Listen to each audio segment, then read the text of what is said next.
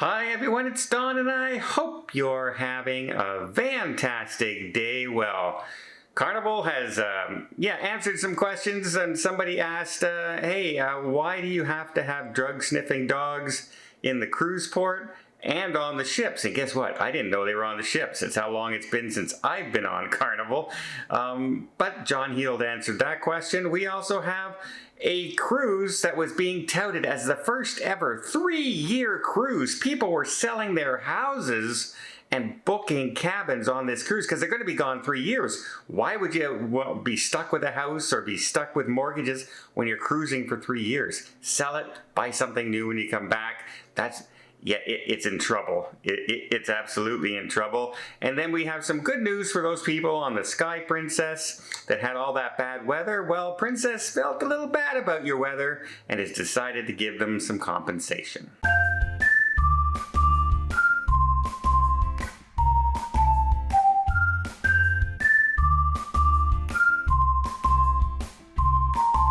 Okay, first off, let's talk about the use of dogs.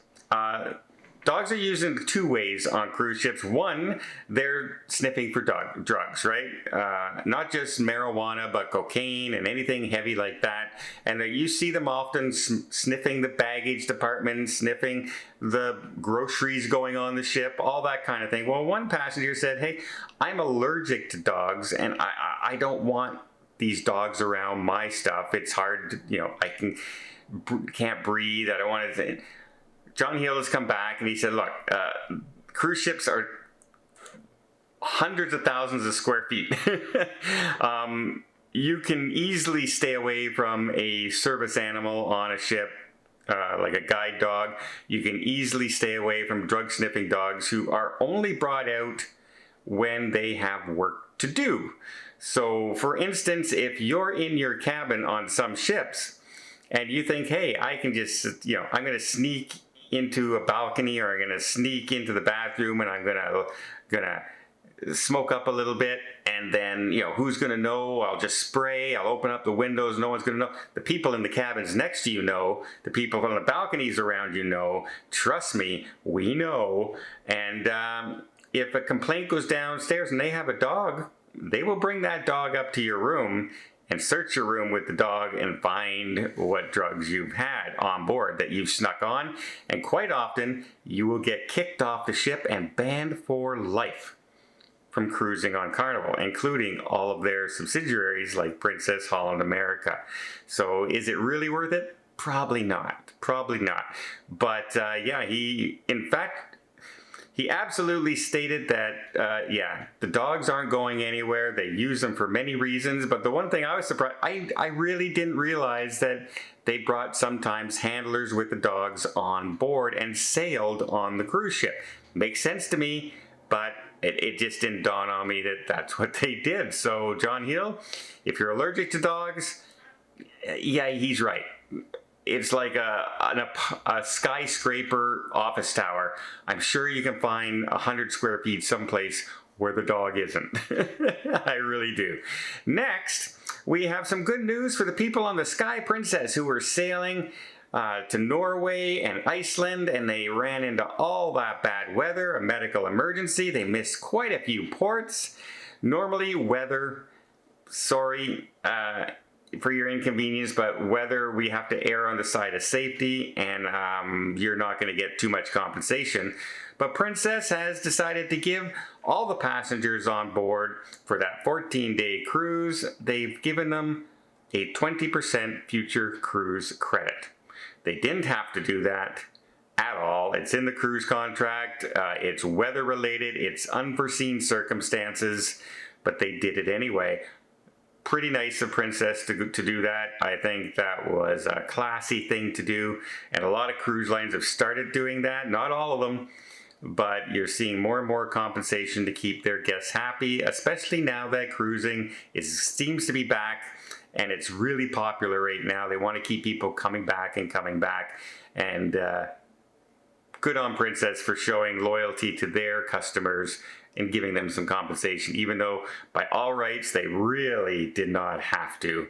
Next, we have that story about that 3-year cruise, and it has some trouble. But before I get there, let me just invite you to hit that subscribe button if you haven't done so already. If you want to keep up to date with everything going on in cruising, from what's happening on the ships to new ships coming out to this 3-year cruise that everyone was so excited about, selling their house. Well, wait till you hear this. But if you want to keep up to date, just please hit the subscribe button. Doesn't cost anything, really does help the channel out, and I really do appreciate it.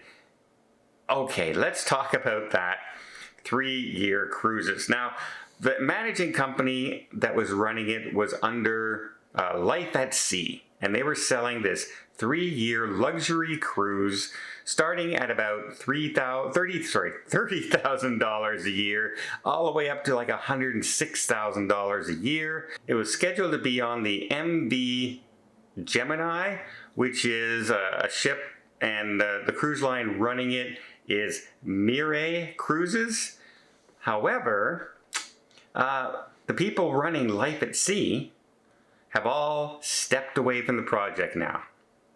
That's right, the booking agents and everything citing, lack of communication and lack of trust in the project.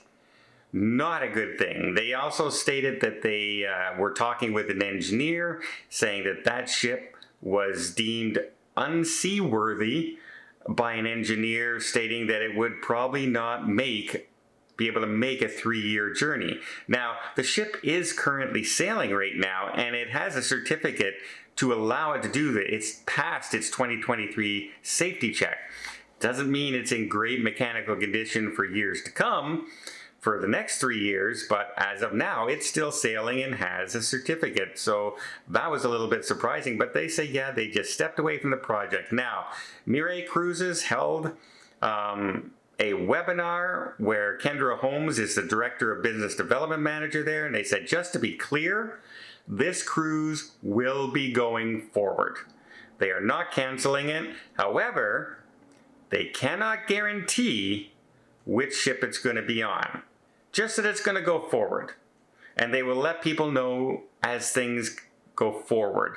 So they even said, hey, if it takes booking a third, fourth, or fifth, or sixth ship, they're going to make this happen. The trouble with that is when you're booking a 3-year cruise, you want to know the ship you're going to be on. You want to know the amenities that's going to be there. You want to know what the cabins are going to be like. You want to know a lot of things before you step foot on a cruise for almost 1,000 days on the sea. And they say, hey, yes, despite all the issues that are going on right now, they have over 400 cabins booked right now, and only 10 people have been refunded. So they're making it sound like, nobody's, everyone's still there. They're not really concerned about, they're a little concerned, but they're not canceling. However, they continued on in the statement and said that they're working on this Google form that people can fill out to handle all the requested refunds. So yes, they may have only refunded 10. That does not mean that there's not 100 waiting to be processed or people requesting refunds. So this 130,000 mile 3-year voyage that some people literally sold their house to take this voyage really looks like it's possibly in jeopardy right now. And that's a big step, right? Such a big step to sell your worldly goods to go on a cruise. Now, some might say, hey, foolish. However, if you were going to take a long cruise like that, selling your stuff that you don't have to pay rent for, you don't have to pay mortgage for, you don't have bills coming in for, and you can bank it and invest it and earn it, might not be a bad thing. However, you gotta hope the cruise goes forward. Well, I hope you appreciate this video. If you did, please give it a thumbs up. Want to see more tips, more tricks, more travel vlogs from around the world? Hit that subscribe button. Until next time, have yourself a safe and a great vacation.